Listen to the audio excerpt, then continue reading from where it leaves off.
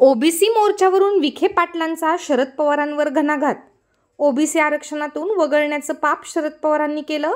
विखे पाटील. मराठा समाजाला ओबीसीमधून आरक्षण देण्यासंदर्भात काढलेला जी.आर. रद्द करण्यात यावा. हैदराबाद गॅझेटियर लागू करू नये या मागणीसाठी ओबीसी समाजाच्या वतीने उद्या नागपूरमध्ये भव्य मोर्चा काढला जाणार आहे, ज्यामध्ये ओबीसींचे सर्वच नेते सहभागी होणार असल्याची माहिती आहे. त्या अनुषंगाने राज्याचे जलसंपदा मंत्री राधाकृष्ण विखे पाटील यांनी शरद पवारांवर घणाघात केला आहे. हे सर्व गैरसमजातून घडत आहे. ओबीसींच्या आरक्षणाला धक्का न लावता हैदराबाद गॅझेटियरची प्रक्रिया सुरू आहे. ओबीसी समाजाला आरक्षण देताना मराठा समाजाने कधी विरोध केला नाही. हे पाप शरद पवार मुख्यमंत्री असताना केलं आहे.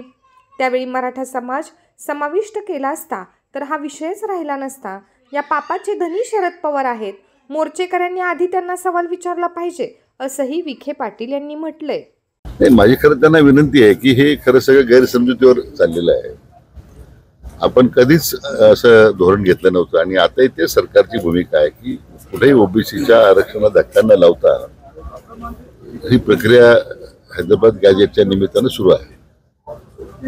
आम्ही पहिल्या दिवसापासून हाच प्रश्न विचारतो आमच्या ओबीसी बांधवांना की तुम्हाला आरक्षण देताना मराठा समाजाने कधी विरोध केला का, मोर्चा काढला, काही तुम्हाला कुठं दुखवलं, तुमचं आरक्षण काढून घ्या म्हणून मागणी केली? कधीच नाही. अतिशय मोकळ्या मनानं 94 साली जो निर्णय झाला, खरं मग त्यावेळी खरं म्हणजे माननीय पवारसाहेब मुख्यमंत्री होते, त्यांनी हे जे पाप करून ठेवलंय की त्यावेळी 94चा निर्णय करताना जर मराठा समाजाचा सामरस्य याच्यात केला असता हा प्रश्न नसता राहिला. पण समाजामध्ये दुही निर्माण करायची, हा जो विसावाद निर्माण झाला, हा संघर्ष निर्माण झाला, याचं कोण, याचे पापाचं धनी कोण आहे?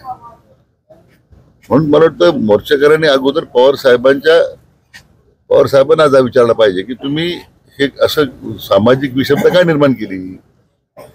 आणि मग आता हे जे मोर्चे निघत आहेत, काय कोणी मोर्चा काढण्याच्या विरोधात नाही, मी प्रत्येकाला तो अधिकार आहे, पण तरी ही भूमिका समजून घेतली पाहिजे की मोर्चा कशासाठी आहे.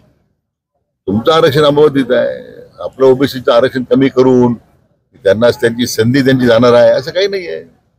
मला वाटतं काही मंडळींचं पॉलिटिकल स्कोरिंग सुरू आहे. आम्ही ओबीसी माझ्या पाठी बरोबर भक्कमपणे उभे आहोत. कुठेही त्यांच्या आरक्षणाला मी धक्का लावत नाही. ही शासनाची कालची भूमिका आजही उद्या तीच राहणार आहे.